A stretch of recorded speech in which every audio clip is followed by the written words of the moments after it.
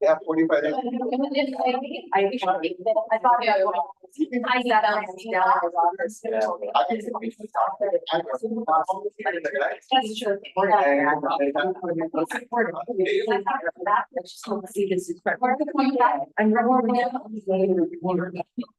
Okay, so better.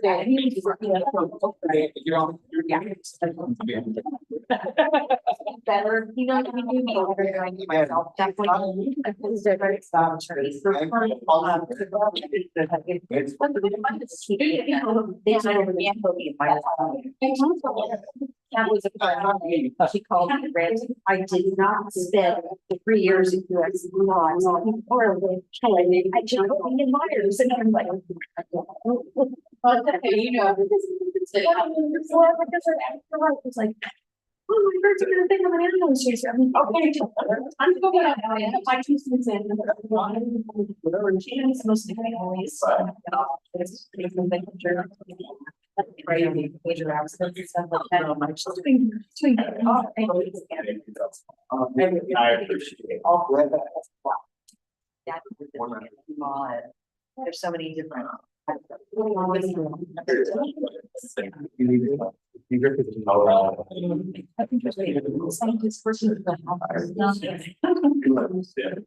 you got them back down.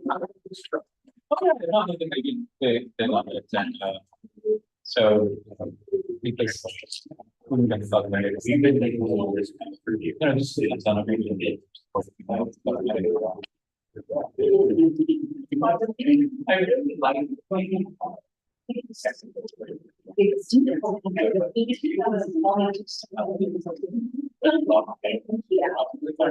Oh, yeah. Where's the question? I know. There's a wonderful 99 closet. Buy a box, all the signs. Signs everywhere. They go into the. Yeah. Yeah, that line is called long. Yeah. There's a couple of and they've been sort of the Trump administration is law violations. Because things that have design and science for second our lives needs to be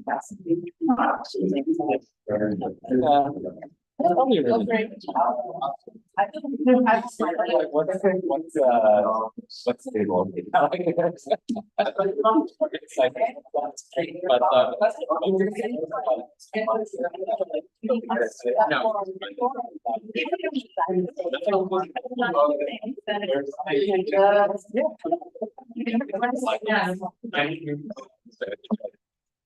But that's interesting nonetheless. So I love my dog. So yeah.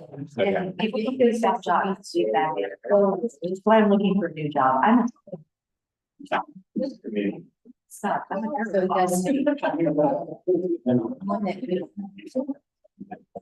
yeah.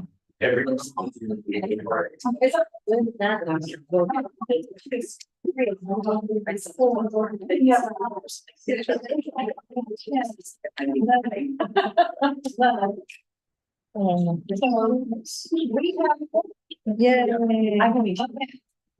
So, does everybody have their food? Okay. Everyone who is new have their kit of food. That's three of you are here. So who I gave it to you. I know. Did you give it to me yet? Simon left it on the table. Okay.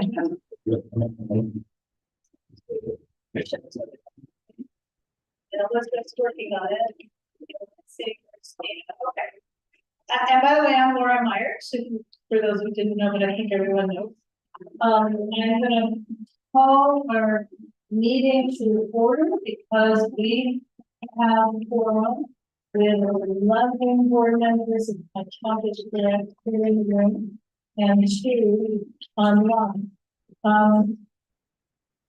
And why don't we do my own? One note.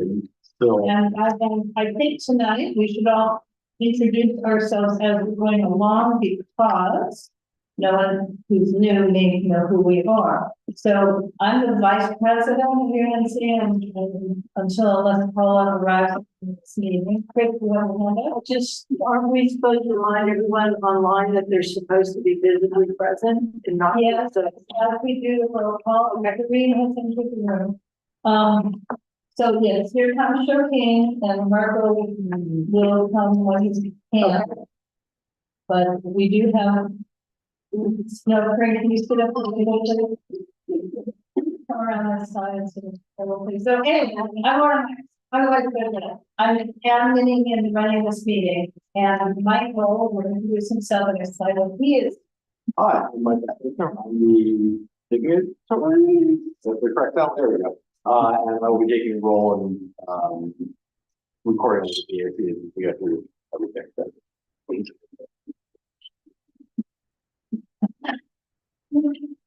Oh, to take it with Noel and then fantastic.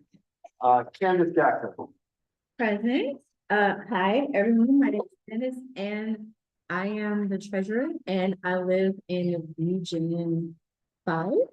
But I am an at-large member, and so welcome to all our new folks, and welcome back to all our returning.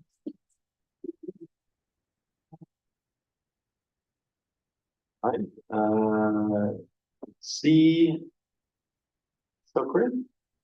Consider perfect. Actually. Perfect. Hi, everyone. I go by Sophie. Might be easier for some folks. At large, representative, completely new. Not sure where I am yet, but good to meet you. Elizabeth. Hi. Returning board member from a while back from the last weekend. We've been in the avenues for 15 years.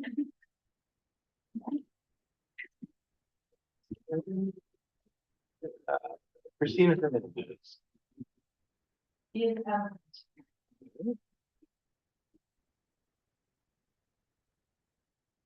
Hunter Reese. Hi, that's me. I am Hunter Reese. I live in Harvard Heights, and I'm the communications director and the communications committee here on Union. Laura Myers. Laura Myers. And I live right around the corner here, and this long time board member serving at large and vice president. Planning chair. Pardon? Planning chair. Oh, that too. Co-chair of this committee. Excellent. Joshua Pierce. Nothing. Joe King. Hi, I'm Show King. I'm virtual today. Nice to meet you all. So Paula Southern.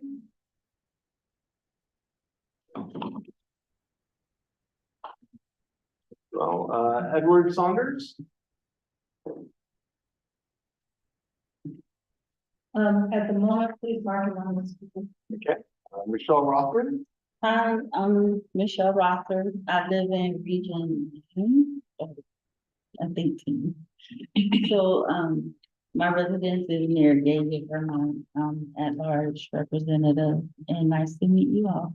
Okay, Michelle, you represent a nonprofit in our convention. It's called Explore Life Skills at Home, LLC.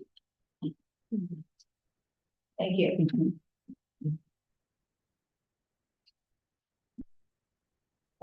Sorry. Grace Hugh.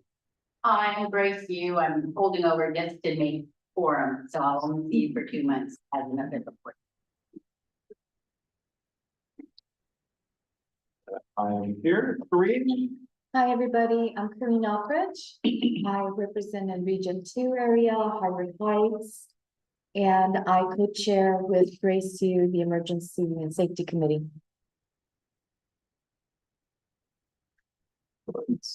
Michael Kimbrough. Excuse. Christine Carlson. Hi, I'm Christine Carlson. I'm area 4 rep, and I am 100 Heights. and Unnc. I participate a lot in planning and zoning, and I'm very interested that we kind of energize the way we do grants and outreach to get more community engagement this Saban, Emil. Hi, everybody. I'm incoming Region 4, I'm a brand new resident of Western Heights, just around the corner here. That's which does. David, that's it. David was said, I was appointed there last year, just doing now for reading five, so looking forward to the work with the. And Marco Rivera.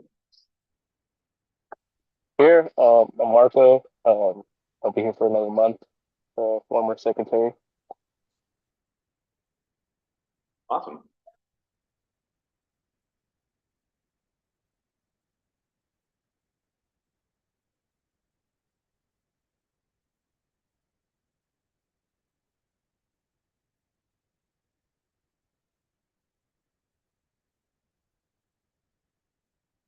And what we have done so far. Okay, no matter how many times we have done this on Zoom, we will put the diary on the. Thank you. Are you going to share? No, I'm sharing. Okay, so for tonight, and we've got a very late start. So the things we have always, we late start. So we call the order, roll call, we'll talk about board members voting status a little bit later. And we're reviewing the agenda. The next thing on the agenda is we will have the installation of new Unnc governing board members. Public comments and announcements on items not on the agenda. And because we're running so late, that'll be the next one person for real.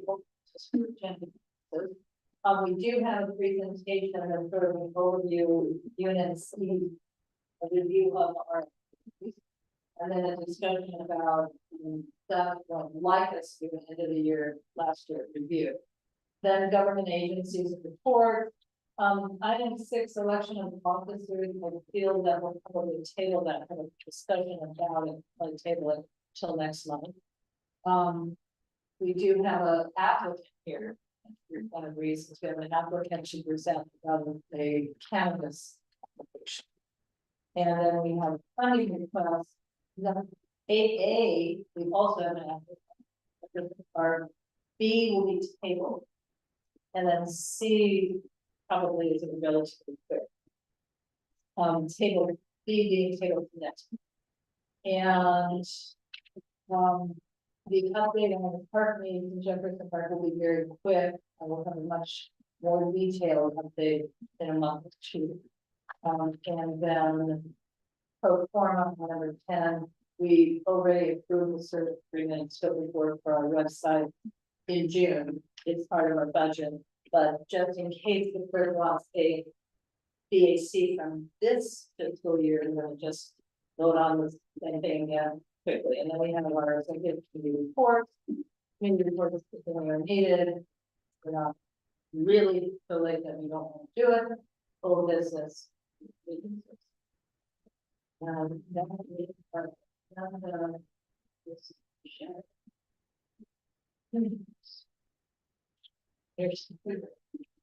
Oh, I'm going to admit.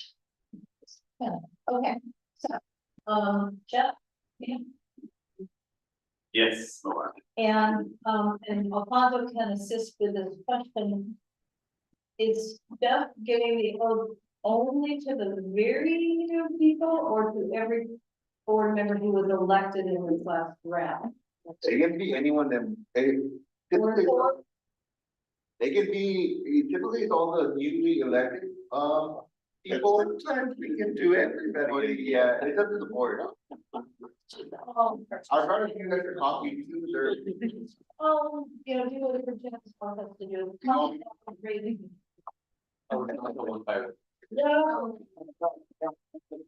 I never knew what I was. how do we make our review screen, big again? Unfair. Well, hang on, I'm getting tech support. One more. That's where, this where. No. Yeah.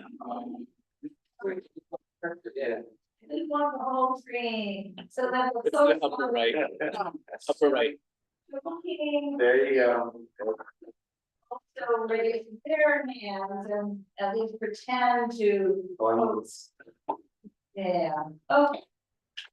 And can you introduce yourself? Yeah, my name is Jeff Camp. I'm the senior field deputy for, Councilwoman Heather Hutt. I have been a part of the city family since, I don't know, 2002 or 3. When I started as a member on this board as well, and served as president for many, many years. So every time I get the opportunity to do this to others, I always say yes. Those who are coming back already know what they're in for. Those who are new are really in for an interesting journey. It truly is a footstep into making a change on a local level with your city government and making a difference. So thank you for everything that you're doing. I applaud you. You don't get paid for it. It takes over your life, but you're making a difference, and that's what matters most. And I can speak to that from my own heart. So hang in there, believe in yourself, hold your city officials responsible and accountable, and make them work for you too, just like you're working for your neighbors and your neighborhoods. Now, with that being said, for those of you who have done this for a while, let's do this again. Everybody, please stand. There's no your name or anything like that. Just raise your hand and repeat that with me. I pledge to represent my neighborhood with dignity.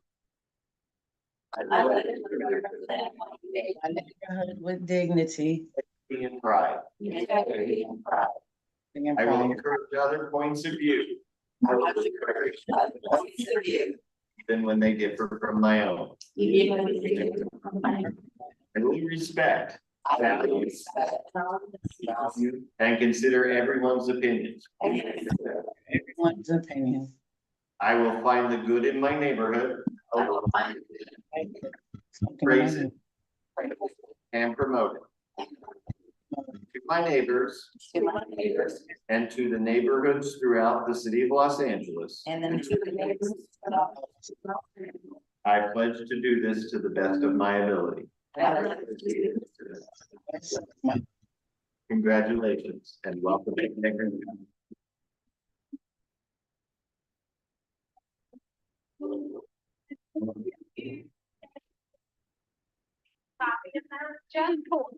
There's a copy right here. If you don't know, you know. And so we're gonna start the meat of our meeting, and I forget to mention that when you're speaking, like I am now, I need to say, this is Laura, this is Michelle, this is Candace, because we are being recorded, and part of the recording is AI and AI transcript. But it thinks only UNC president is speaking. So the only way in the transcript to know who is speaking is if you say your name when you're speaking. So I forgot to mention it, and I wasn't doing it. Now I'm doing it. This is Laura. Are there any general public comments on any topic not on tonight's agenda? Please raise your hand for Teresa. Thank you, Laura. Teresa Mason this evening, former board member, and I'm just saying, I just want to let everybody know that being on the board was such a remarkable experience for me. And I learned a lot about the city, I was able to help my neighbors and my community. And I can't stress to you enough about the power you have and how you can make a difference. If you, I handed out a document that has, all the city, alliances, if you don't want to just participate in the city, just the, neighborhood council committee, there are also city alliances. Reach out to Alfonso, reach out to the city clerk if you feel you're not getting enough information on our board. But it's an opportunity for you to make a difference in the community, and that's what I experienced. And I just wish everybody the best of luck. I'm still gonna be here because I chair the tree committee, so I look forward to working with you guys, on those issues. And good luck to everybody. Point of order, we're still on the budget. Yeah. Oh, sorry. Okay. No BAC. What do you do? I was going to ask about the budget fiscal year, and did we roll over to a new one, or we're still in 2024? All right, 2025, 2025. Yes. Awesome. So the BAC does need to have, And our rules, correct? yeah. Thank you. Thanks. Absolutely. Okay, are there any other, But one thing that's on the agenda, as part of if my, it's on the agenda? it's not on the agenda. As this is Siobhan, as part of my role as neighborhood useful nuisance, I managed to get Western Heights into the solar streetlight pilot program. If any of your regions are interested in how I accidentally managed to do this, please come talk to me after the meeting, because I will tell you all about it if you are interested. If your neighborhoods have been plagued by cover thefts, which we have, you can get into this program. And if you want to see what they look like, come by my house after the meeting and you can look at it and see what they look like. That's it. Any other general public comments? Okay, I'm gonna go quickly into our presentation. Where to go? And, they can't because we do.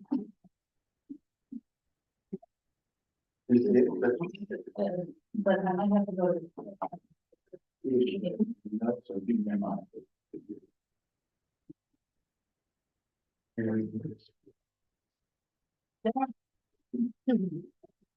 do we have PowerPoint on this computer?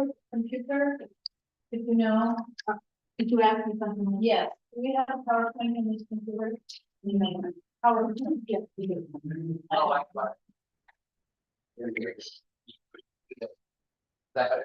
I don't know. You know, exactly whatever. But that doesn't. Yeah, go full screen. Full screen, yeah. Or go to PowerPoint, which. You know what? The PDF. It's a PDF. I can switch. Yeah, PDF will go off screen. You're in with me. PowerPoint. So, just the.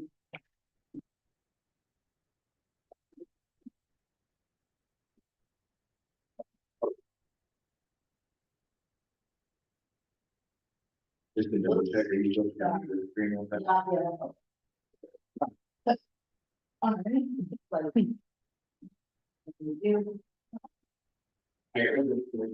Let's share.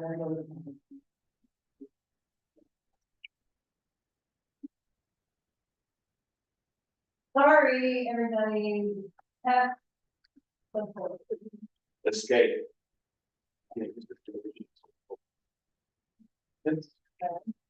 If it's. Perfect.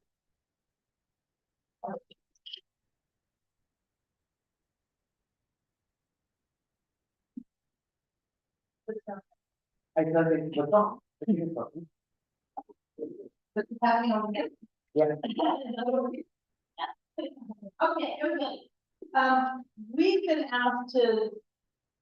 This isn't really what we do. We were asked to do an assessment of the year in review, but then we realized we got a lot of new people. We don't know what UNC does, and how often we do it, And, we gathered together a bunch of photos. And so why I put year in review, 24, 25 mostly, is we were taking really great photos before that. So that's what we're going to see, but so I'm gonna run through this as quickly as I can. UNC participates in many community events. Such as, only, the week of the park, the, and homeless town, we've been serving this community since 2002. So we've already come and gone our 20th anniversary. And I was former general manager, so we did photos with them for celebration veteran. I see it.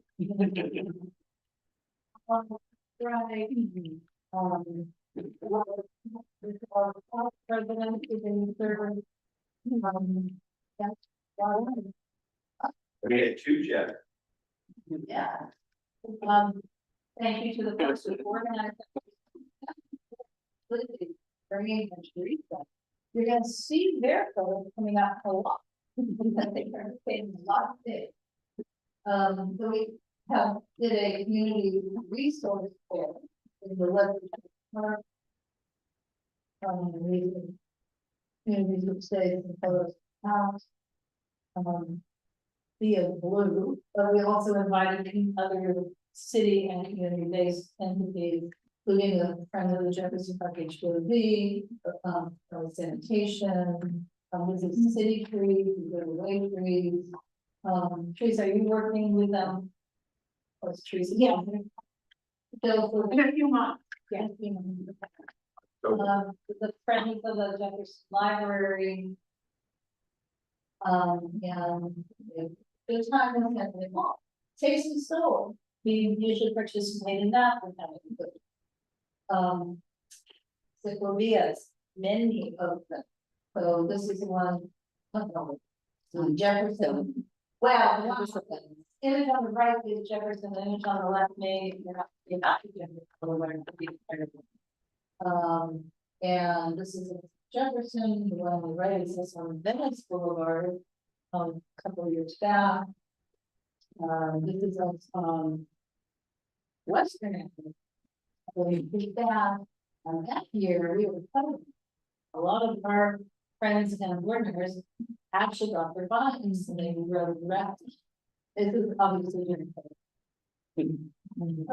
We participated in the annual weekend 3-day festival. We're literally always dancing in the street. And so these again just some random prior photos. Daytime, nighttime, and lots of kids activities as well, or more, maybe not so much a lot of kids activities, but a lot of kids. The street is closed hard and they are on scooters, and, you know, they're all over. We this year did a firefighters appreciation dinner. And so that's day one. But there were 3 nights of it, which is the Italian 11 had A, B, and C shift. And C shift was the first night, so it wasn't in the third night. But firefighters, if we appreciated them, they appreciated us. And Did you get the picture back there? no, we haven't. So we can make it even more of a presentation. And we also participated in the annual hunting. The ordinance had a great time.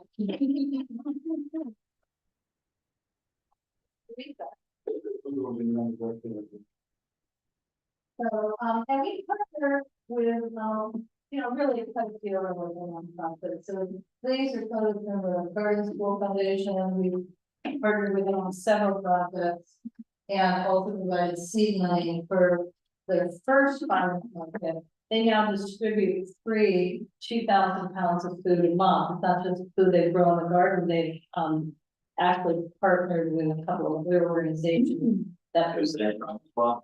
pardon? No, Food Forward, I think. Oh, yeah.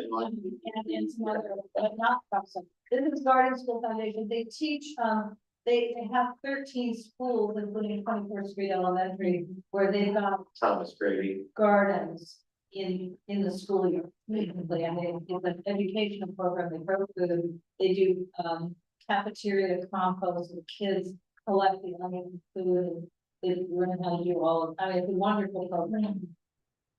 Yeah. And so that's one of the first. No. But it's not just food they grow, that they grow. After the January wildfires, Unnc donated emergency funds to South LA Foundation for wildfire relief efforts. And the funds went to, and this, they were, Yes, the fund went to walkie-talkies and bullhorn so that they can organize volunteers. And then they also, that's a sample of some of the things that they gave away to folks who needed fire systems. They also just have a general food giveaway every Wednesday. everyone's. Yeah. So, we recently donated funds to the California Dance Institute, and in terms of photos, and on the right, it's not a research center, which happens to be literally on my right hand side of the little building to our east. They're part of this complex. An after school program where they use recycled materials to teach kids to be crafters. And to make things that are recycled material. We've been involved for some years with donating potential for yeah, Candace gave ours. Right, and this is something different. We're all invited from neighbors to the Congress of Neighborhoods every year. This year will be Saturday, September 27th. And that's a place we go to educate ourselves about how the city works. And to meet other people in our neighborhood. And that's it. Thank you.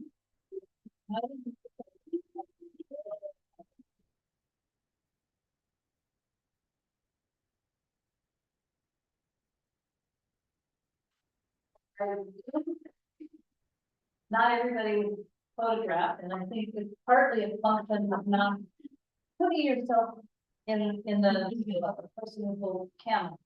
But it may be because you weren't there. So let's, a year from now, let's see if our presentation has everybody in it. So, okay, well that's so Candace, the next part of you is not pull up the questions, just. Alfonso, is the deadline for the review, is it a hard stop on July 30th? The survey. No. Okay. Okay, so I'm turning this over to Candace, but we just got a buy there. So should I put up the questions they're asking us? You can. But go ahead and please start talking about it. Gotcha. So Empower LA sent out an email asking each neighborhood council to kind of talk about their year in retrospect, any goals that we hit, any goals we want to work on for this year. And so I am currently working, not done yet, but working on some draft answers for the survey, and we'll take a look at them at the executive committee and then bring them. Sorry, if you look. Alfonso said it's cool if we look at them at the next meeting, but open to any input for any goals or anything that we want to set for this year. And then as you can see on the screen, here's like a sample of what kind of things they're asking for, like how did you engage with the community? How did you ensure that our participation was inclusive? What policy decisions were made for like our CISs? What do we give our input on? Partners and collaborations. I could think of the several organizations that we donated MPG money to and maybe sponsored events for. So we're gonna really kind of talk about this and answer these questions so we could turn in some answers. But I also think it's a good guide since we're at the beginning of the year this year. So maybe set some time for our next general board meeting and maybe talk about like how do we want to proceed, what kind of events do we want to have, and set some goals. So next year we can take off running when we get a survey. So. Are there any questions? And is it okay with everyone if we talk about it in more detail and executive? Or, yeah, maybe just it's like list of those like questions, so we can kind of get an idea what they think about. There is the agenda. pack. Oh, very good. Yes. Okay. Very, When you get submitted. it's. Well, it's supposed to be submitted at the end of July, but if the board should vote on it, I think it should, then it would have to be August 8th, because our meeting would be August 7th. Oh, Yeah. I'm just. Meaning we crafted it, but, for everybody, you know, the Brown Act encourages us, this is Laura speaking. Laura, come on, people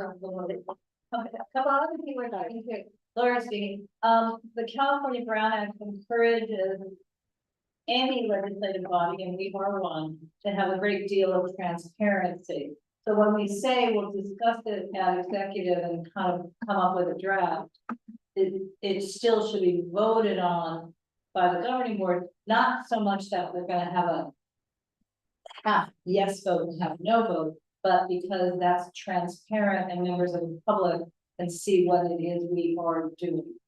So if that's okay with Alfonso to wait till the 8th to submit it, that'd be great.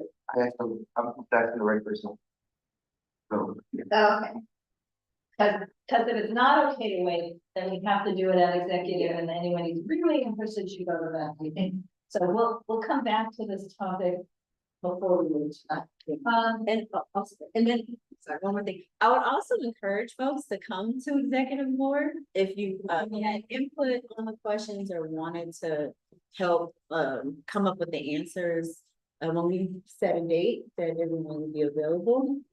I encourage you, come to the next executive board, kind of see what we do and give your input to the survey answers and a lot of other things. Okay. Government agency reports and comments. CD10, John Camp. Here I come again. AI, this is Jeff Camp.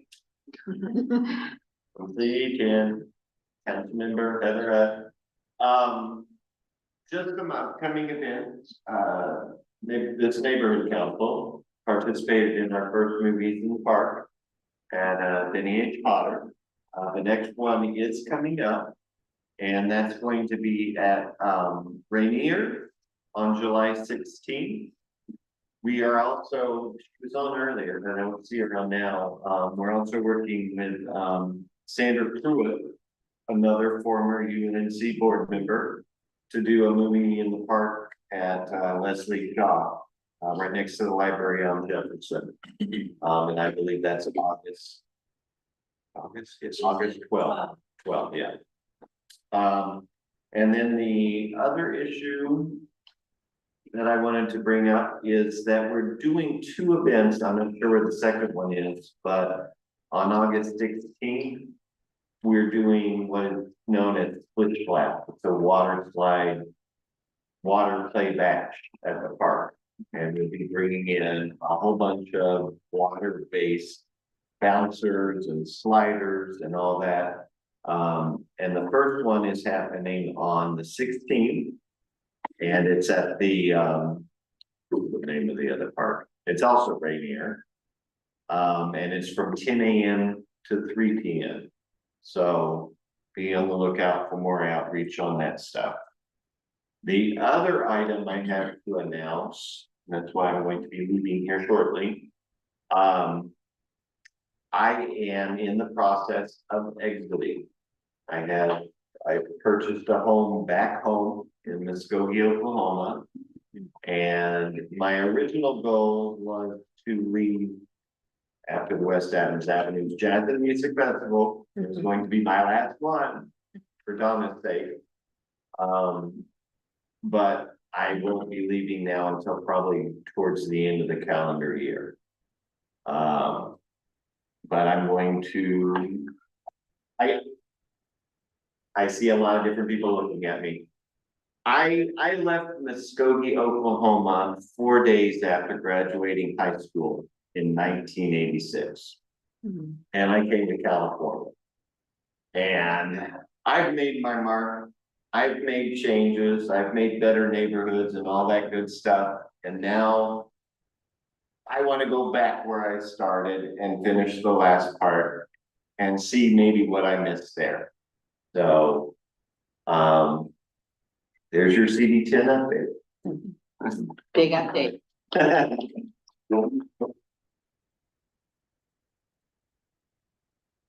Oh, you know.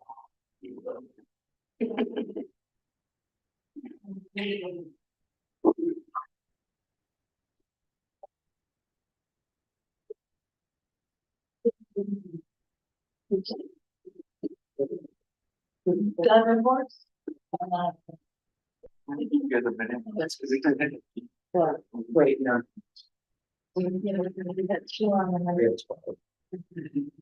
Hey, can you? What do you need from him? Get that online and work for him. Oh, that we can proceed, because right now it's just talking about, we're not going to do any voting or anything else. Few people around. Okay, Alfonso, you're, There's 2 people in the waiting room. yay.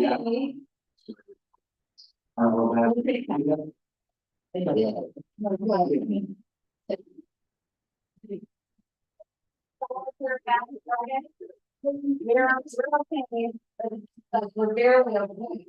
Yeah, it's very possible. Okay, we're back. Alright. Hi everyone, my name is Alfonso, I'm with the Department of Empowerment. For everyone that's here, I'm the NEA or Neighborhood Empowerment Advocate. Now I emailed a few of you. My director did as well. Her name is Mary Guevara. There has been a shift in the department. We're going regional. So before I would drive all around the city from the harbor to the valley to South LA. So now I'll just be focused in South LA. Luckily, I did get to stay here. I live in South LA, so I'm familiar with the area.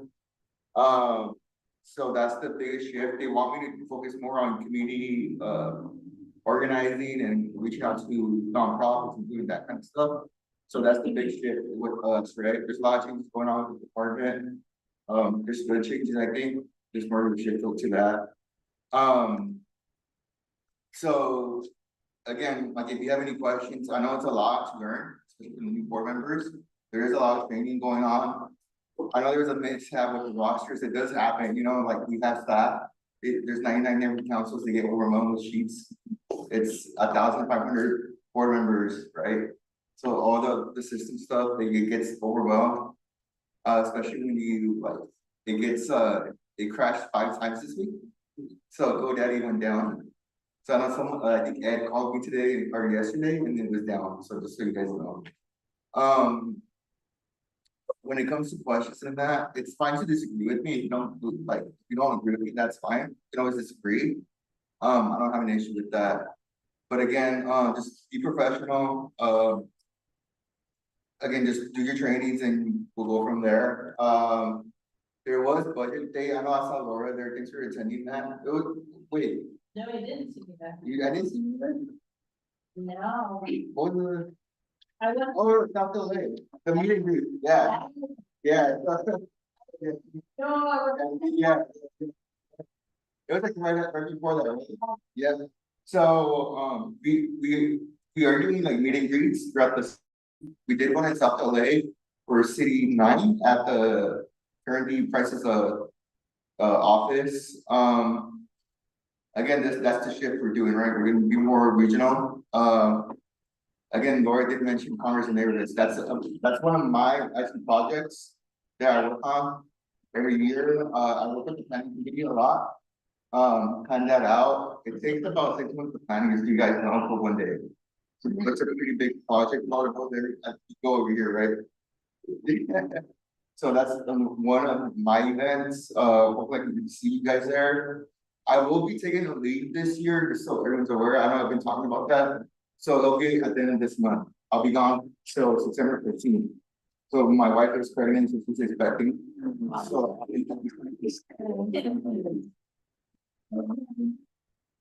that's it for me. I'm happy to answer any questions. If you have any.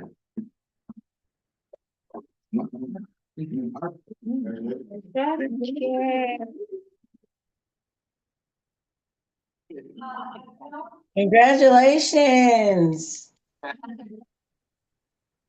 Don't think we have anybody, any other, government or agency reps here. So moving on to, election of officers, so I think again, that the idea is we probably want to just table that. Out, I think. Sort of the duties, so for people to think about, but. Yeah, I don't have. It's just a draft, so. So to be an officer, we meet, the officers have another standing meeting, it's called executive meeting once a month. And usually that's on the third Tuesday of the month. This month, we're gonna have to change something into the 1 and 4 for that morning. And we have 5, the president, vice president, treasurer, secretary, and signatory. And you can talk to Michael Camden on Laura, if you're interested in considering any position. One of the reasons we're deferring this is that the glitchiness and confusion over when new board members needed to take their training. So this kind of I thought that maybe everyone should be fully trained before we start talking about officers. But that's just with an internal conversation, so I really need to ask the rest of the board, you know, what y'all think about deferring this month. And are there any questions? No. Okay, then we will take next up, we have a, and I think we definitely have, yeah, thank you for your patience. Oh, it's not too far off, but it's estimated 35. So, we have Edward Kim and Paul Park to the one visit.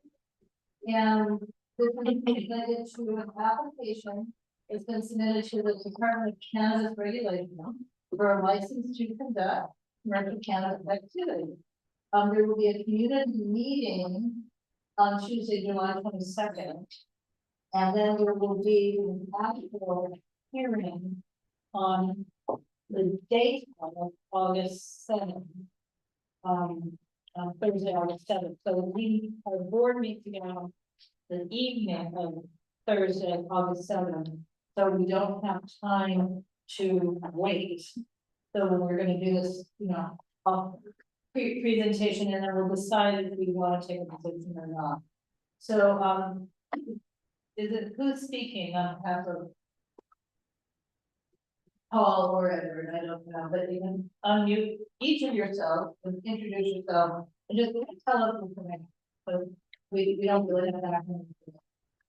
Other than the sorry, 2181 Venice Boulevard. So Okay.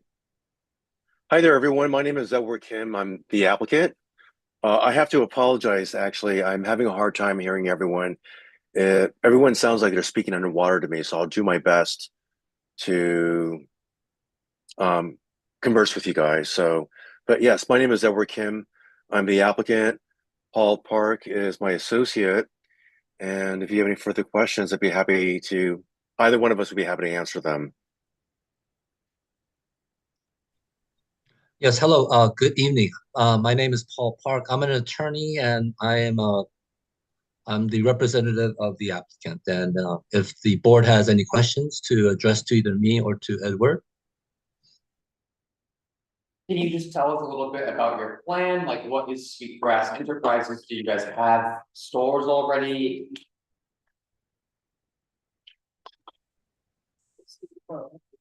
Okay, did you guys catch that? Can you tell us a little bit about your project? This is actually our first one. We're not planning on expanding to any of the locations just yet. This is our first go around with this. This will be just a small independent operation, on-site and delivery. We want to meet the needs of the local community, but we also want to be a partner to the community and not be a burden on anyone. So we'll do our best to comply with all rules and regulations, and community standards. Hi, Edward, this is Grace. I have a question for you. I know you guys are opening up. And so perhaps you don't have the answer to this yet, but I'd love to hear your thoughts. We have so many unauthorized cannabis shops in business. Have you any thoughts on how that's impacting your business, which is licensed? To be honest, I have no idea at this moment how that would impact us. I hope it doesn't, but we always want to do things in a very legal way, which is why we applied for the license and went through the application process and got vetted by the commission. But I hope these unlicensed facilities get closed down and disappear. It's not fair to anyone and everyone. It's not good for the community at large if they're not regulated, if they're not being held to account to. Yeah, so that's the best answer that I can give you for now. Thank you. This is Michael Soderstrom. This is Michael Soderstrom. And I live somewhere in the area, and we recently had a neighborhood cleanup where we were going through all the streets and picking up various trash. And the streets by the Stizzy location were just littered with bags everywhere. So have you given any sort of consideration to neighborhood impact, how you're going to handle that, what the nature of your relationship with people as they leave the stores, and handle that sort of thing? Our goal is to be as low impact on the community, on any community, really, with any one of our other businesses that we've ever operated. So we want to be good neighbors. If there's a mess, we'll clean it up. If it's too loud, we'll ask people to keep quiet. We never want to bring unnecessary or unwanted or negative attention to ourselves. We want to get people. I'm sorry? Oh, I was gonna say, of course, those are great abstract goals, but what concrete steps are you planning on doing to address that? If I may add, I believe our past experience would kind of add to actually deterring any sort of, I guess, loitering and any sort of illegal activity. Edward Kin has been the manager of a spa located on Crenshaw and Olympic for many years. And I think he's managed that property very well, not only the property, but also the business establishment. As far as my previous experience, I've also managed a dispensary called Royal Greens located on Washington and La Brea. And I believe in those, my past experience would also, I guess, entail making sure that there's, I guess, no loitering and, I guess, illegal activity, and just kind of make sure the operation of the business runs by the book and causes no harm to the community. Hi, it's Teresa Mason. You mentioned that you're gonna have delivery service. Will you have a fleet of cars? Where will they be parked? And how does that work? At this point, we only anticipate having one car. This is not a big operation. We have our own parking lot. Everything will be locked up. There's a gate. Paul, is there anything else that you want to add to that? Actually, I don't think we're gonna have delivery at this time. It's just gonna be the retail store. I mean, if opportunity opens up, I think like Edward says, I think we're gonna have a very small delivery with just one vehicle making deliveries. Great, thanks. Joe? Hi, gentlemen. This is Sho. I have a question for you, sir. You mentioned meeting the needs of the community. Can you expound on what you mean by that and what your notions of what the community needs are in this respect? Well, we see it in a couple of different ways. I mean, there's obviously the retail element to that, which is pretty obvious that if anybody wanted to purchase any cannabis items, we'd be happy to fill that need.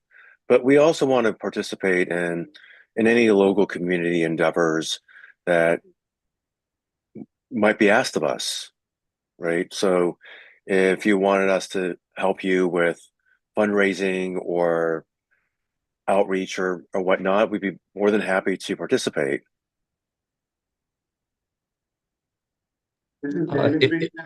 If I could also add, I believe what a legal store in that area would do is, I think it would actually help the people in the community where they would buy legitimate cannabis goods, whether it's recreational or medicinal. A lot of the illegal stores carry products that are basically some of the products have fungus, they're outdated, and people that buy these goods, it's actually very harmful. So what a legal store that's regulated, what it would do to the community is provide good cannabis products to people in need. Thank you. My name is David. Just another quick question that I had.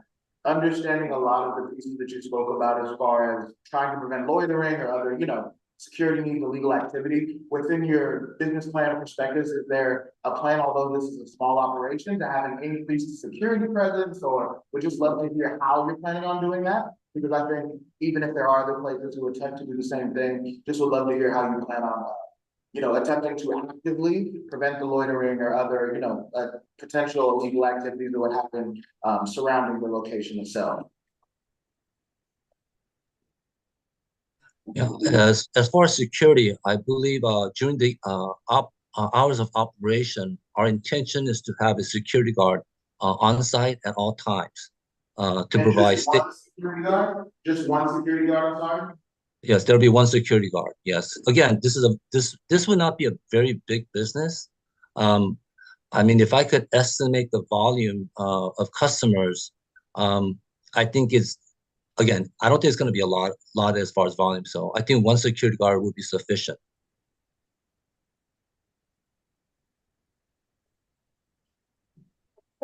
But come forward because we're, to make sure they can hear us.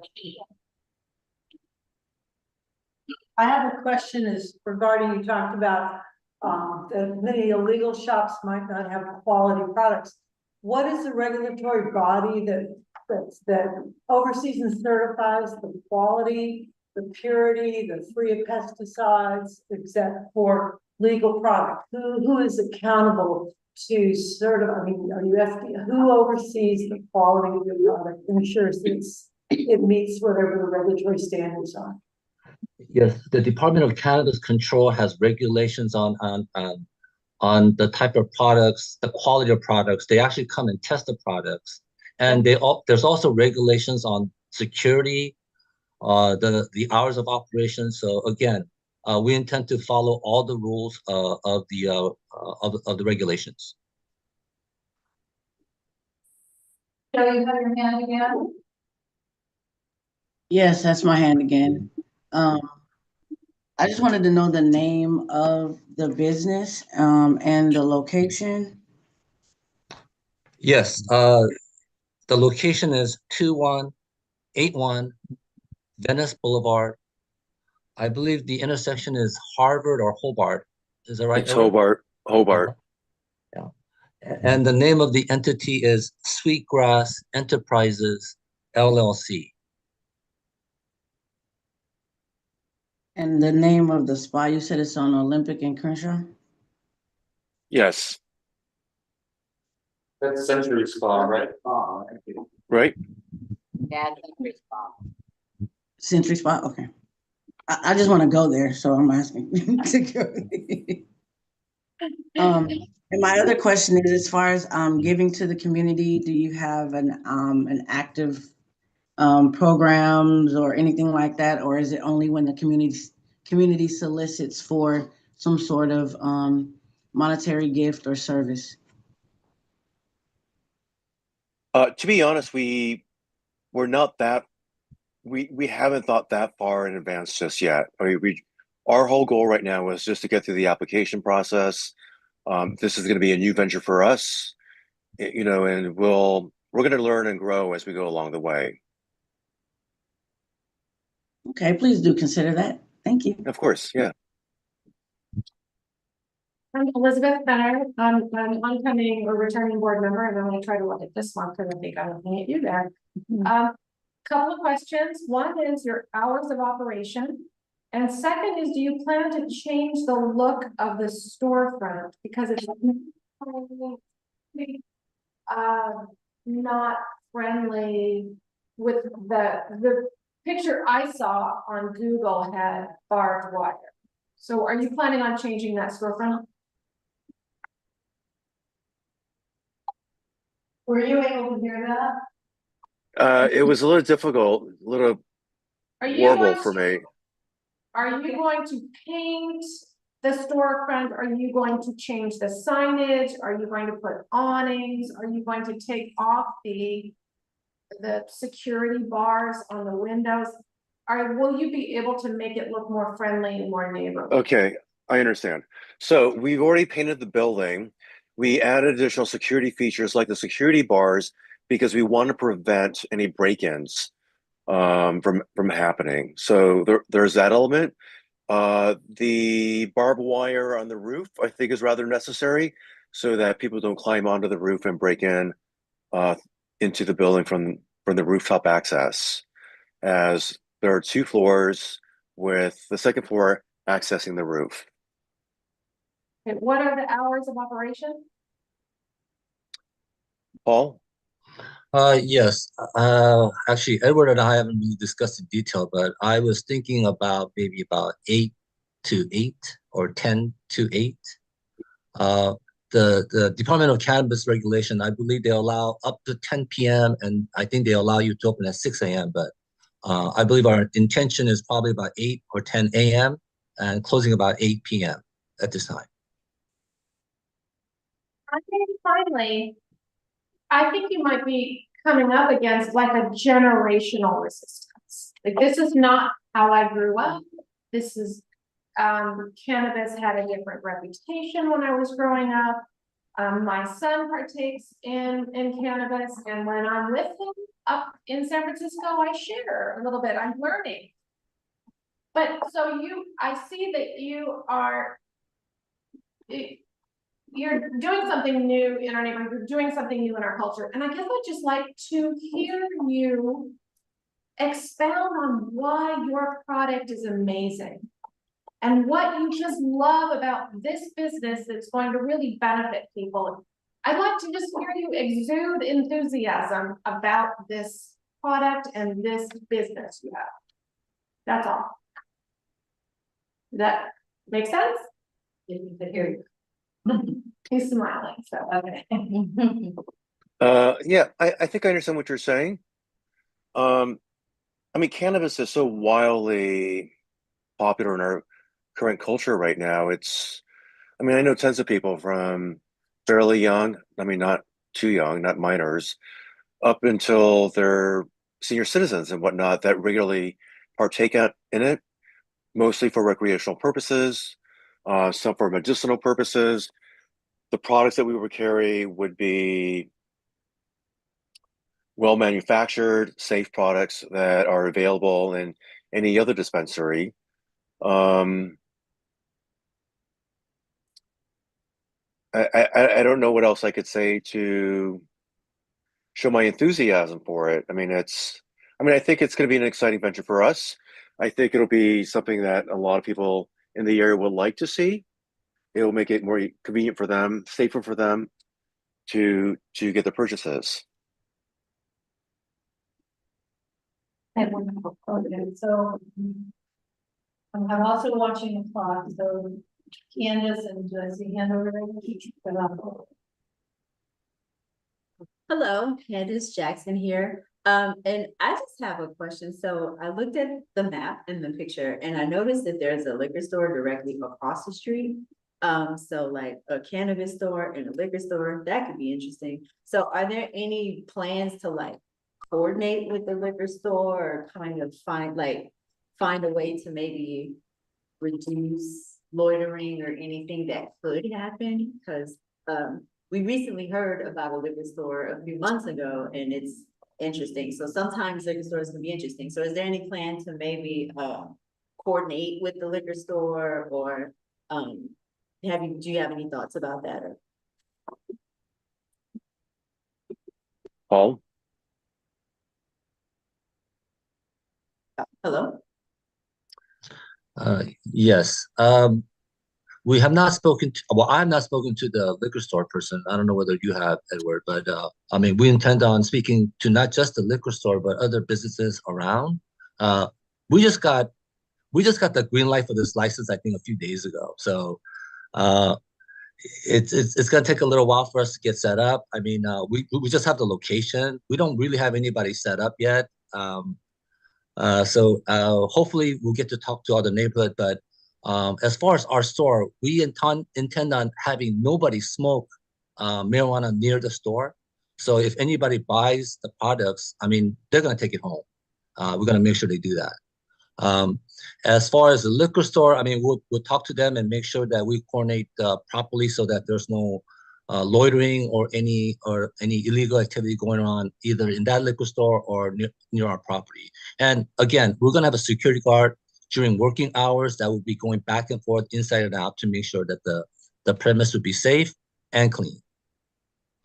You know, our intention is not to be a nuisance to anybody. Like, we will make sure that no one's loitering outside, being a thorn in anyone's side. It's not fun for anyone. It's not fun for the community. It's not fun for the neighbors. It's certainly not fun for any establishment to, you know, have to worry about stuff like that. So we definitely will make sure that none of this is going to be a blight if we can help it. And also, I think the property owner is Edward. That's your mom, right? So we're gonna make sure that this property is maintained in a very clean state. Okay. I'm just looking at the proliferation of cannabis stores, licensed and unlicensed in this neighborhood. We've got Caviland, you've got Gold over on Pico. There's a couple of them around here, several of them actually, and there's also unlicensed and, you know, dealers everywhere, particularly the further down Vermont you go. Why this neighborhood exactly? Like, why did you guys select this neighborhood, particularly when you have so many licensed cannabis shops in the area? What exactly is particularly attractive about this area or this location that you feel like would be a success and be a contributing member of the community?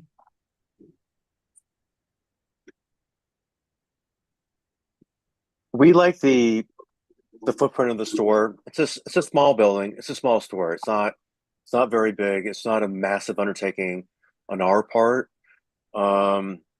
We didn't think it would be too close to anyone that would be too competitive in terms of bringing more unnecessary attention from anyone else. But you know that we felt that it was spaced far enough for us to be able to thrive to some extent. Thank you. Okay, I'm gonna ask what I think is the last question. Can you hear me or do I need to get up? I will just move. Okay, this is Laura speaking. I know you reached out to us, not the other way around, very timely, because you're right, the notice went out like on Monday and you reached out right away. Have you reached out to the Harvard Heights Neighborhood Association? I know there's a public, I mean, you did the radius mailing, I'm sure, but did you actually reach out to the Harvard Heights Neighborhood Association?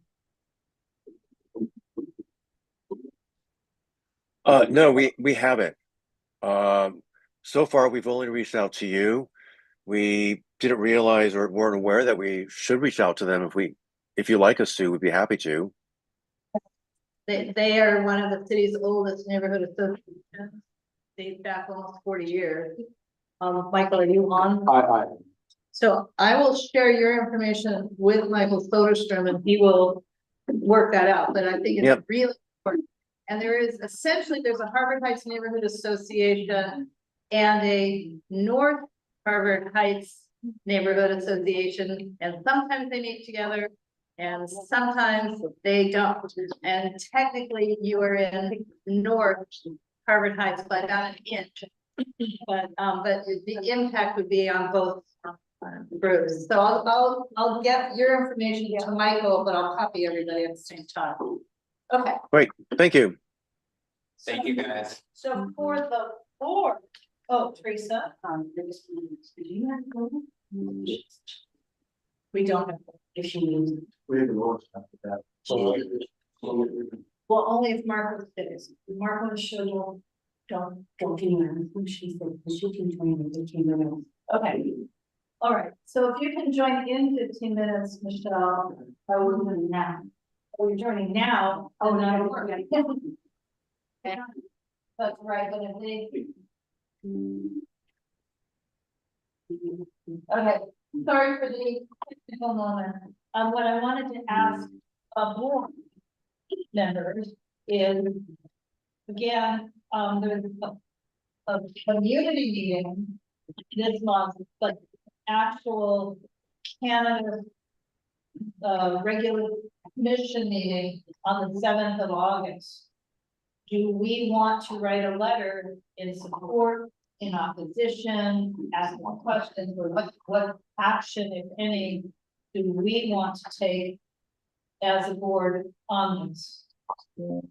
Or did you want to do nothing? I'm happy to write a letter of support if anyone else seconds that opinion. Well, I- you need to make a motion and then, wait. Michelle, Michael, So certainly I would not give any conditions for it. I think if there's going to be anything, there needs to be a a whole, lot of conditions. like a total load of conditions. Like time, things like that, security. Time, conditions, security, aesthetic. Yeah. Certainly the description of the aesthetics of the building didn't sound like that was really something I wanted to.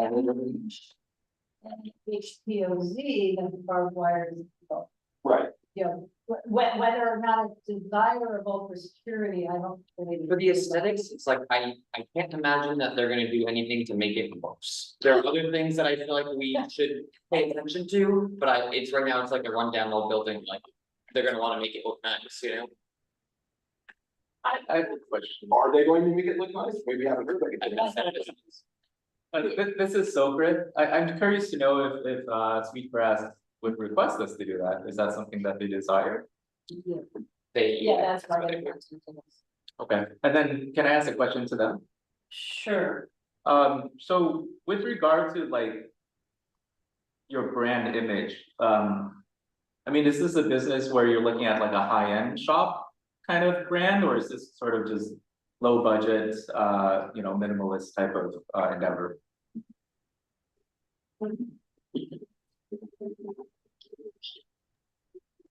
Are you asking if we're gonna be like a MedMen, like a chain, or if we're gonna be more of an independent type of aesthetic? I can understand Tommy's question, like, are you, I mean, of course, you might not know your price points, products, SKU and whatnot at this point, but are you going to be more of a budget friendly, easy access type of brand? Or are you looking to be a more upper echelon, slightly higher price point?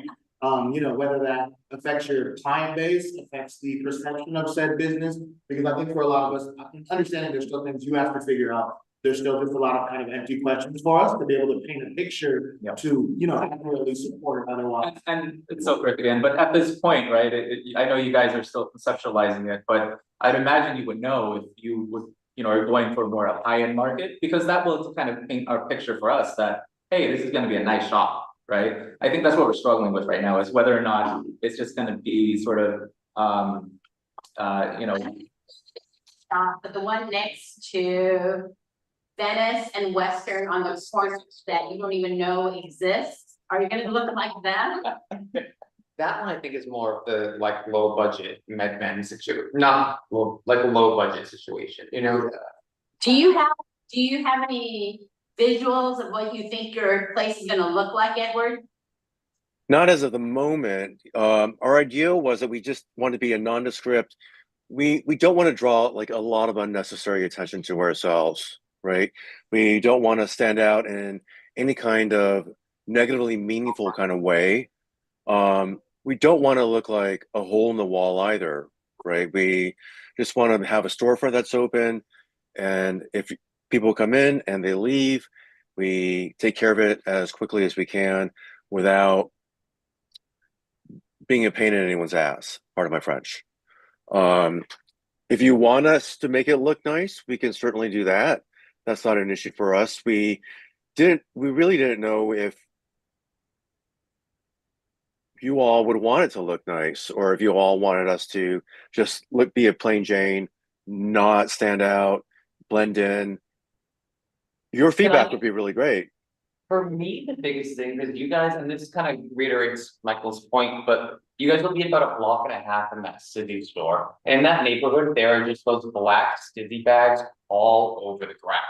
I'm pretty sure there's a law that you have to put stuff in a bag when you leave the store. But if you guys going forward want to, you know, reduce your impact in the neighborhood, I think finding a way to do like compostable bags, recyclable bags, things that just aren't going to be littered all over, will do the best to leave less of a footprint. Well, we'll do our best to address that. We'll certainly have people go outside and regularly do a sweep of the immediate area and just, you know, leave. Right, I know this one's, yeah. Okay, this is Laura again, and we really have to make a decision and move on. But I think I want to point some things out to you. I already mentioned there's a neighborhood association that's one of the oldest in the cities, Harvard Heights Neighborhood Association. They do weekly cleanups, or at least some of their members do. They have been working for more than 40 years, or for 40 years, to improve that neighborhood. They got a historic preservation overlay zone in place on purpose, right? To stabilize and improve the neighborhood. So I think you should be assuming that people want it to look good, not create litter, not, you know, I mean, in other words, it's a house proud, neighborhood proud kind of neighborhood. Right. And that's fine. I mean, you're not saying anything against that, except the idea that barbed wire would be got all present again. There's got to be a better way to do security, because that's not legal and ugly. You'd want to improve the building, so this would be my concern. I just don't know how we should move forward because the timeline is so short. I mean, that's a problem. I mean, one way we can move forward is to do a motion that says, you know, we will support, but it'll be contingent, but we need to develop our conditions and approve the final letter of that executive. You know, so generally speaking, support the business notion, but we're gonna create a list of conditions for our support that we just don't have time. Well, see, in other words, normally there's a longer timeline for, well, I'll just say development proposals. So we have multiple meetings at committee level and we come to the board with the final thing, but you don't have the luxury of that time, and neither do we. So, if I may, it might be really helpful if you guys came up with a list of concerns, and gave it to us. Yes, that would feel more concrete for us, because like right now, I have some sense of the direction that you're heading to, but I would rather know directly and immediately what those concerns are, how you would like the exterior to look, if you want us to have a mural or a bigger sign or whatnot. Every community is different, I think, right? Some people may not want something that is going to attract so much attention, right? That might cause unnecessary litter and loitering outside. Yes, and I think our point is, we can't develop that list tonight sitting in this room. Yeah. Because we only have the room for another 30 minutes, among other reasons, and have other things on the agenda. So, do you all like the idea of having a motion to, prepare a letter of conditional support, but we need to draft the conditions and take it to executive for final approval, since this will be before, the hearing, public hearing is before our next government. And if you like it, someone needs to make that motion since I'm chairing the meeting. Okay. I think one component of that motion should include that they also outreach to the Harvard Heights HPOZ. That'll be a contingency. But they do meet every 2 weeks, so there might be time for them to do. I'm not making the motion, so I can make that motion. So I can just move that we agree to draft a conditional letter of support listing our concerns and conditions in executive committee, and then bring that letter back to the executive board for final approval. I second that motion. Thank you. Right. Well said. Right, Michael, complicated. I hope we don't have to have a long discussion. Some of our board members have not taken their training. My personal preference, but it's only personal, is that we say they are not entitled to vote. Someone will disagree with me. But Do you need to take a roll call vote for this one? yes, we do roll call for all. Roll. No one will see the roll call. We'll do that. Well, can we just do like a hands vote? Is that what you're saying? All right, Well, I mean, it's okay to do a hand vote. If you want to do a hand vote instead of a roll call, that makes sense. that was this issue. Mhm. That's why I'm here.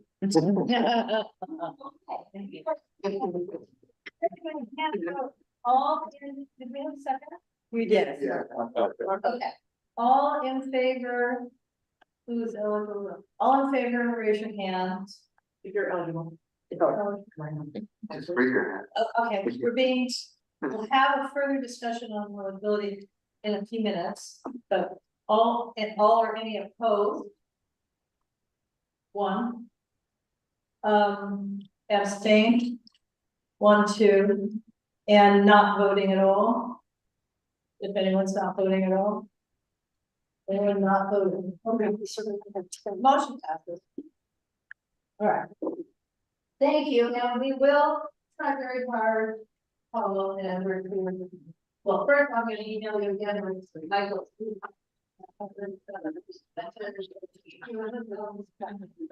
Knowledgeable. Okay, everybody's talking. Hello. Every time other people talk, it makes it really impossible for people on Zoom to hear. Anyway, thank you. We need to move on the agenda. Okay, excuse me, can I just say thank you guys so much. We really look forward to the feedback, and we will do our best to work together with you. So again, I just want to say thank you so much. Thank you. Yes, thank you all. Thank you very much. Have a good night. Thank you. Moving on to item 8, funding requests. And we're updating the previously approved grant, and then we have a new request. So, this is Laura speaking. We had some issues with the city clerk's approval, or that is non-approval of a couple of our proposed MPGs in May, that we proposed in May. So we're bringing back for tonight one of them that has been time sensitive, and that is item 8A, a proposed MPG grant for the Friends of the Jefferson Library. The request is still $800 for the organization's community engagement activities, including a movie event in the Leslie Shaw Park adjacent to the library. We have a revised MPG form in our online packet. I could pull it up, but essentially we're no longer being asked to pay for insurance. You know, the money will be 100% for the rental of the movie, the rental of projector, supplies for kids' activities, that kind of thing. Sandra.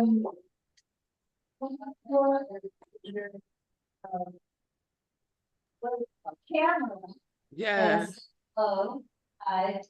Hi. And question for the board is, do you want me to pull up the document, or shall we just move forward and have a discussion and vote? Okay, so we always like to thank Sandra for organizing this event, and we've heard that the Council District 10 is partnering with them. I am hoping Council District 10 will cause the insurance to be waived on their sponsorship. But what we were told by the clerk is that insurance is not considered a public benefit, it's an operational cost. That's not what our paperwork from the city says. Moving on. So I would like to hear a motion, unless you want to hear from Sandra, to agree an MPG for $800 to Friends of Jefferson Library. This is great, Sandra. I saw in the UNNC files that it was $750. No, $750, $800. It's revised further. Do you want me to pull up to like? It's okay. I just wanted to know That's what you put incorrect. in with $750. It's been 800. Okay, that's fine. That's why I'm asking if you want me to pull up the revised version. I can pull up the. I just want a clarification. Okay. The one on in the agenda packet is from 3 days ago. It's been subsequently revised. Okay, perfect. Okay. See, I will swap them out tomorrow. Okay. Friends of Jefferson. I second. David moved and Kareem seconded to approve 80. For Friends of Jefferson Library friend. For the movie event. Leslie Phillips. Okay, this is the BAC. If you have not taken your funding training. So I know that Elizabeth and Humphrey and. I just want to be very clear, right? When it comes to training, there is confusion with like our old policy and the new policy. So the old policy was that you had to take funding in order to vote on any funding item. The new policy with our department is that it's whatever your bylaws say, right? Your bylaws say it's 45 days. Now, you can always change your bylaws, right? Just to be more clear, there is a bylaw amendment period. That'll be in about 2 or 3 months, right? But you guys, like the board can always do whatever they like. Again, all I can do is give recommendations. But if you feel anything, you can always just send me an email and talk about it later. Okay, I'm pulling, so again, so sorry for this, Sandra. If you look up on the screen, this is what we're discussing. Section 2 training on page 17 of our bylaw. There's 2 paragraphs. They're sort of in conflict. First paragraph, first sentence says, every council board members, whether elected, selected, or appointed, are required to complete all mandatory trainings in order to vote on issues that are coming before council. Blah, blah, blah. Second paragraph says, board members not completing mandatory training provided by the city within 45 days of being seated or after expiration of the training shall lose their voting rights on one that is before the board. So this the 2 paragraphs don't say the same thing. So, but problem number 3 is that, you know, Alfonso was talking about done policy, but the city clerk's funding team has always told us that no one may vote on any sort of funding item if they have not taken funding training. Stand alone. They don't care about the other 4 things. Yeah. You know, this is all, everything conflicts with. Yeah. For safety purposes, we don't have time to come back a month from now to vote a third time on this NPG. I would ask that anyone who hasn't taken funding training not vote on this item. That, I mean, just to say, we can't, if we have it rejected, then they won't get the money in a timely manner. That's my concern. No, it's only accomplished to our new board member. You know, I think if you just had the word funding in that second paragraph, that's throwing everybody for a loop, it would remedy the problem, right? Well, You guys just have to make it more clear. Yeah, Yeah. the word funding, folks, would help. I'm gonna see if I can call on Teresa if she was willing. Yeah, but like, you still have to change it. We'll change it. Yeah. But that's what. Called on Teresa. Thank you, Laura. I worked on, I was the chair of the bylaws committee, so. I think the intent of the second paragraph was that you would lose your privilege. Yes. To vote. The first one is still true, we feel is still true, that you can't vote until you take the training. There's ethics training, there's some things that people need to know before they start voting, but I agree with Laura in this instance. The Jefferson Park group, this is the second time. Last time something happened and it didn't get through. So to make sure that they get there, they're only asking for $800. So I think the safe thing would be just to only, if a person doesn't have a problem with it, that they should not vote if they had not taken their funding, just to make sure that we don't get anything from the city clerk. So it would be like a courtesy, even though there's some conflict that you could vote, just to say I'm not going to vote until it gets. Okay, so we have a motion. We have BAC queued up. You do. And Michael will discover what happens. What do you call your name? Candace. Yes. Bird. Elizabeth.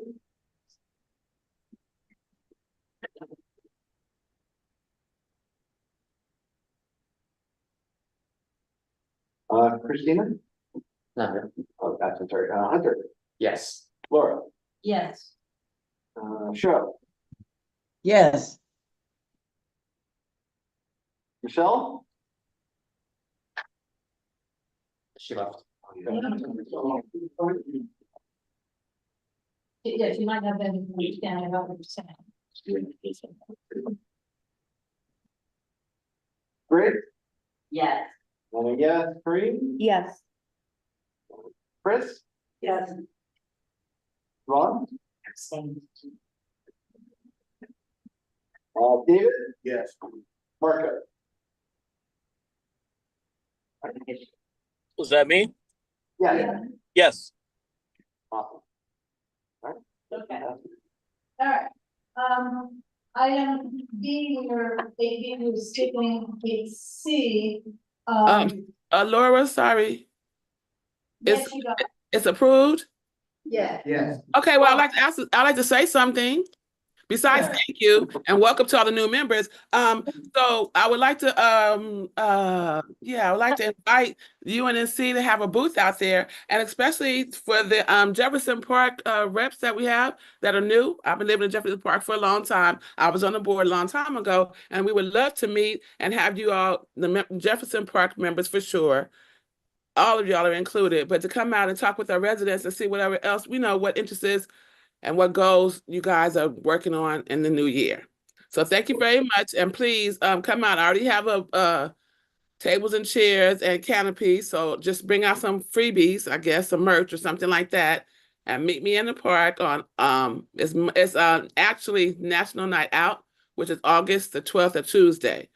From 3 until about 6, we have entertainment going on and stuff like that. And then once the sun goes down, the movie will play. The movie this year is going to be Inside Out. So invite all your friends. We'll have a flyer. Hopefully you and NC get a chance to put it out, but maybe you don't have enough time for that. But yes, we're excited. Once again, we're trying to make this an annual every year for National Night Out. So thank you all once again very much.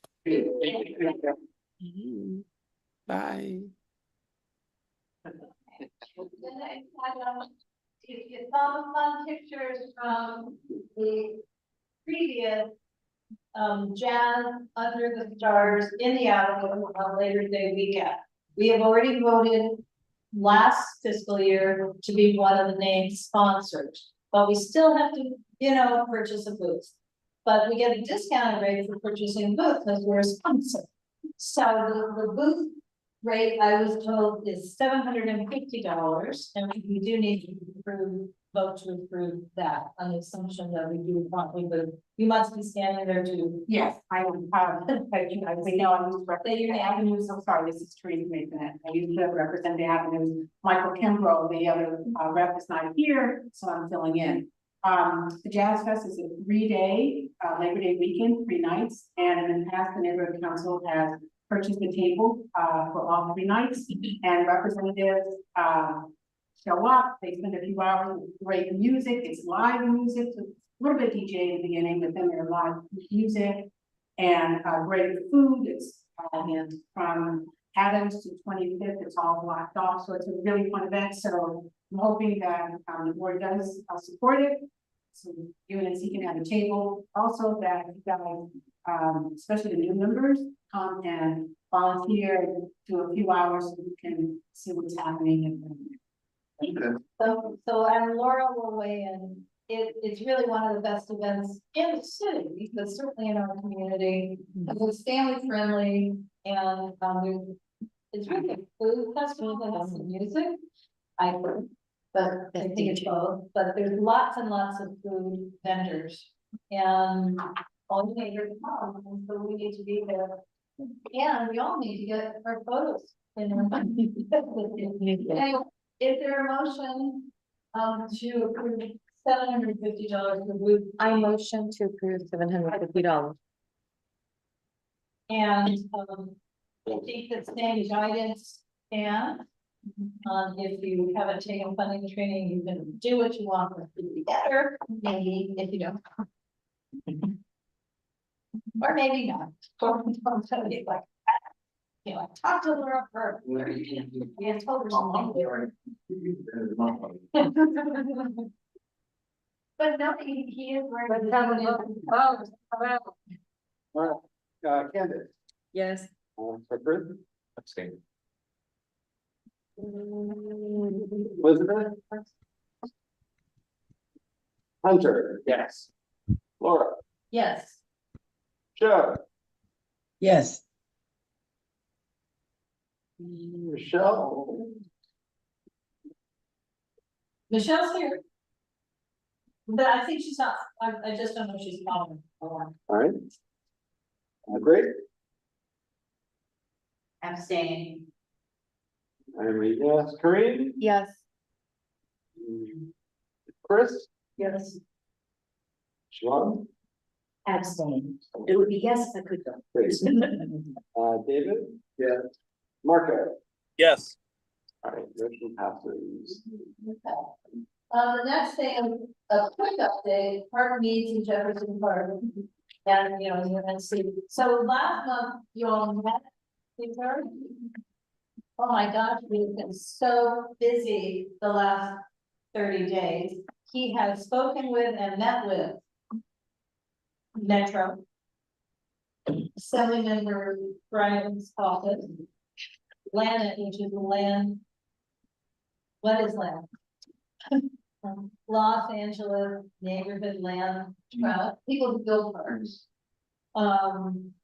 He's working on getting council district 10, but anyway, he's growing a whole project. In the agenda packet, there's a presentation that he's been taking to these various entities.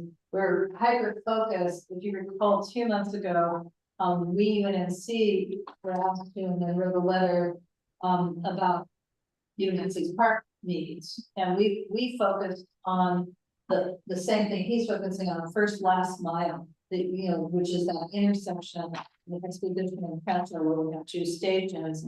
Metros have a big project called first last mile for 20 years, not yet implemented, about greening and, other things, but also greening and trees and et cetera. So he's hyper focused on that. He's created the presentation, he's taking it on the road.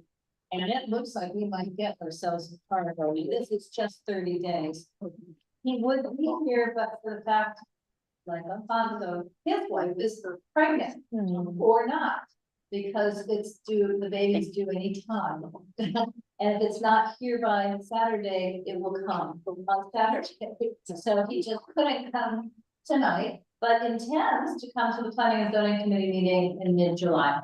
Because mother-in-law arrives to the baby that morning. So that's the update, but it's incredible how much work he's done in a very short time. Well, they can see where he lives, but we'll talk about that in a second. Okay, so that's that.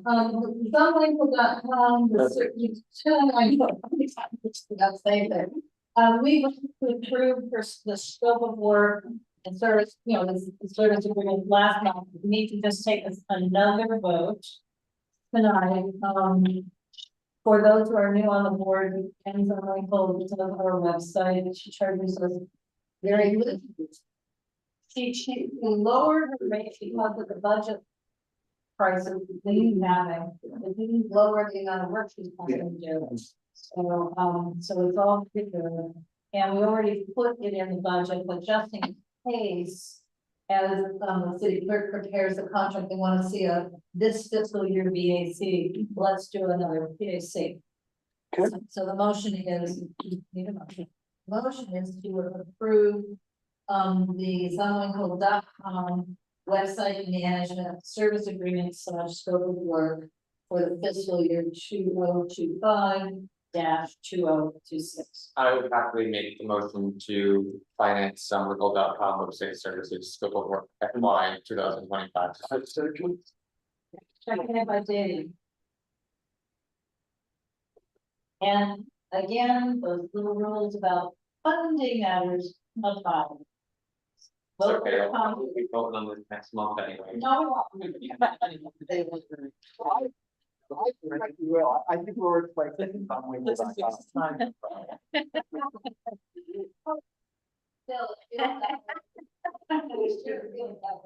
All right, Candace.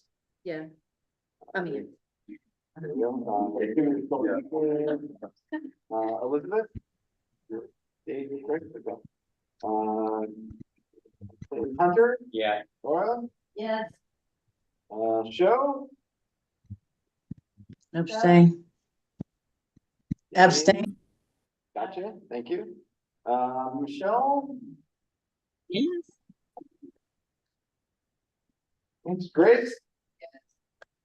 With enthusiasm. I mean, yes. Kareem. Yes. Chris. Yes. David. Yes. Marco. Yes. There we go. Motion passes. Okay, well, I know how enthusiastic you guys were, because really, trust me, the rest of us on executive have already talked about this more than 2 times.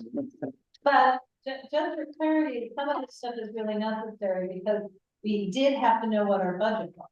And we still have to have contracts in a year that we have. So just repetitive.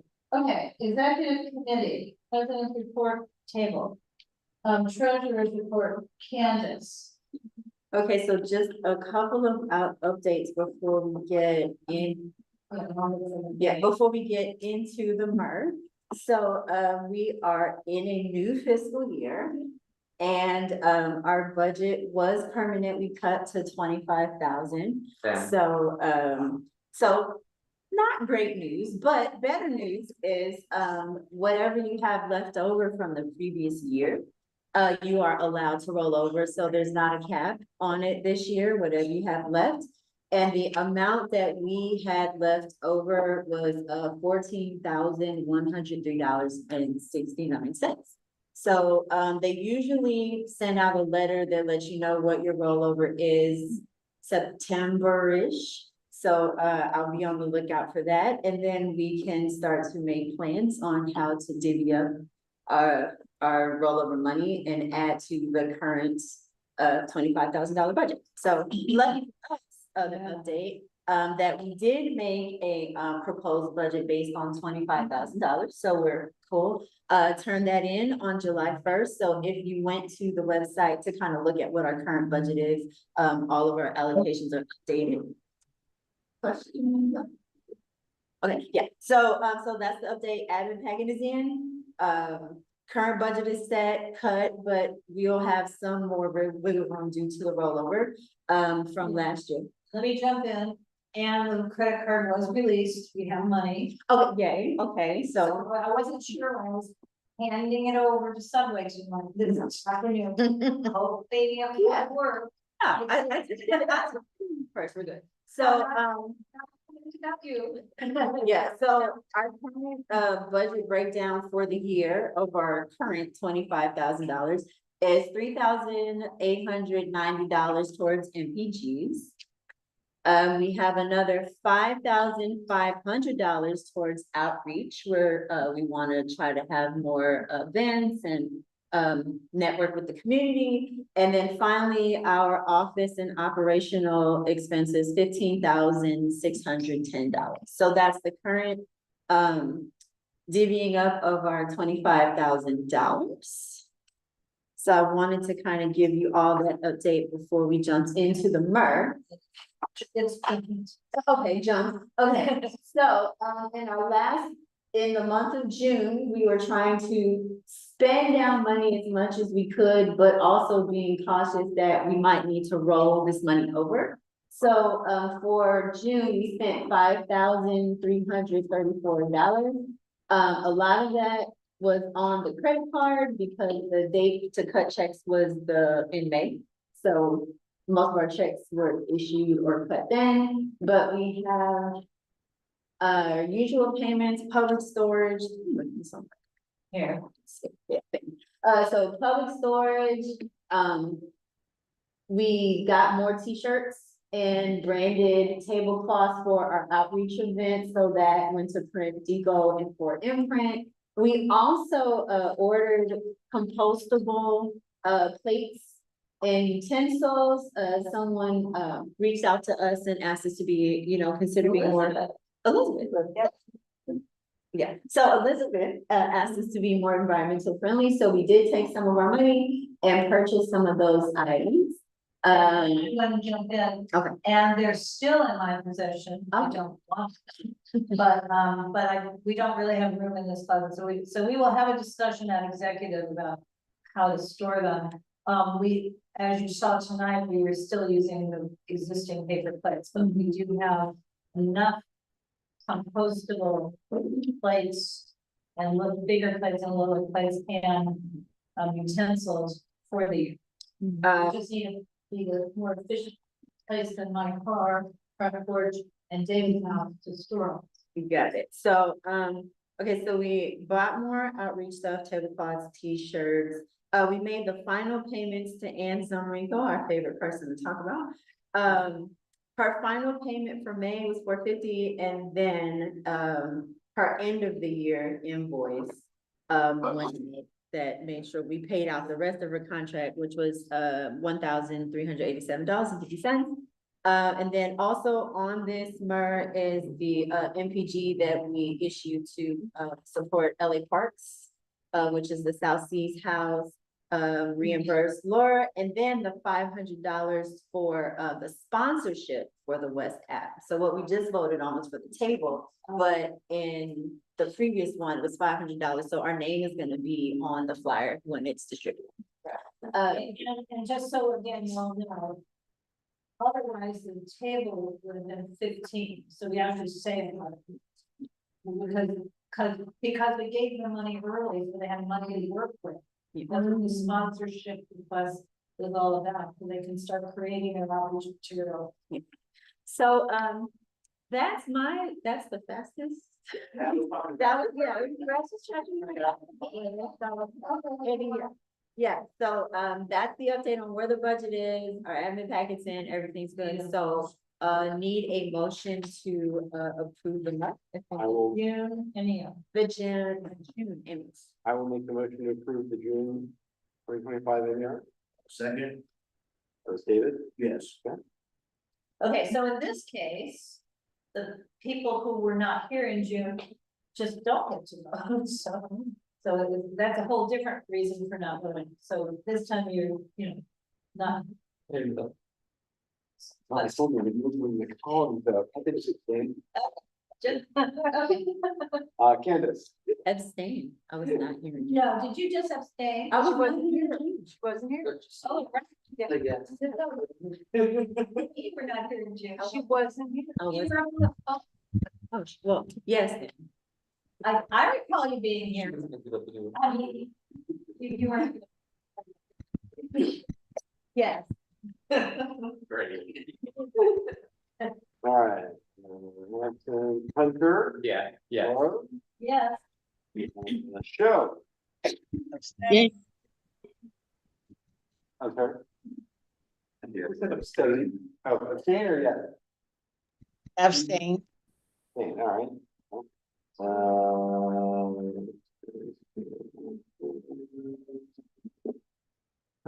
Bruce. On the yes screen, Yeah. Chris.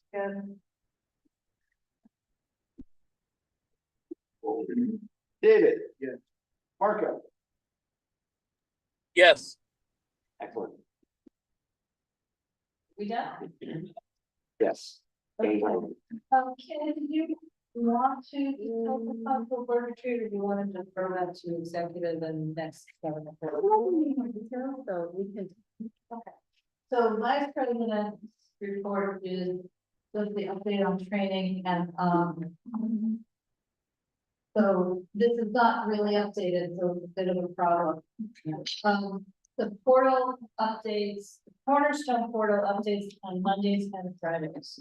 So to the extent that anyone desperately started taking some training between Monday and now to be ready for tonight, we don't have it. We don't know. And also, unfortunately, Cornerstone acting up just a little again, so. At least it captured that I took mine, but when I logged in to do ethics, ethics was not what it wanted me to do. It wanted me to do planning level. And it's like, no, I've already done planning level, and so I had to go figure out how to even launch ethics, so. And then, like Candace went in to do her ethics, it wanted her to do gender, which she did too, even though she didn't need to. And she couldn't find ethics, so she didn't do it. And then when Michael went in, it wanted him to do funding. And gender, and that's fine. But did you find ethics? I did not. See, so it's, so these are our existing, so for our new board members, they were having trouble too, I mean, it's just still trouble. But having said that, mostly we're in pretty good shape. Yeah, you need to bring orders. For new board members, if you check, because it's a different entity than who sets up, who set up our email addresses. Apparently they had the wrong email address for me. I don't know where they got it or how it got punched, but apparently they sent my credentials to an email address that doesn't exist. So I corrected it. I'm gonna try to log on tonight or tomorrow. So just make sure if you're new, make sure that they have, and if you haven't seen the credentials, just make sure that they have the right email address for you. Okay, so yes, that is a really good note. So, but I do want to mention to some of, our board members. If you are here, you should receive the welcome email. That's the email that you provided to the city clerk's office. You didn't get a welcome. No, I'm not welcome, but it didn't have credentials. I got one from you. From me, right? And then I sent a follow-up email asking if you wanted to use the public email. But I believe Hunter sets up a 40 email, which is a little bit different. So again, it's different for every entity. Well, But so what we're gonna do in the next week or so is go through the Excel spreadsheet. Mm. And make sure it's very updated. And, you know, sort of do a do-over, I think, with rosters. So, just because there was other glitches in the spreadsheet. If you go to the Empire LA website, Yeah, there was glitches in that too. and if you click on the email name, you can see their email on there, and you can just check it to make sure everything's. Right, but for example, we couldn't click on Elizabeth because they didn't even list Elizabeth, you know, she's on the cell roster that you provided. So there's that conversion from place to place to place. Yeah. There's also on the right-hand side, some wrong emails also, because it kept some part of word number. It's a mess. It's just, my mother, it's good word. So what I'm gonna do is kind of transfer the information to the clean, spreadsheet that we. And then I'm gonna send an email to the new folks, because we like to have your cell phones and your home addresses as well. That's not for public consumption, but it's just so we have it, so we can. And I think we get to adjourn, And we do get to adjourn. because there's only 12 of us now. We definitely, is it true? No, there's 2 online. Oh, we got to show it here. We are out of corner. Well, there you go. There you go. What'd you say about the online?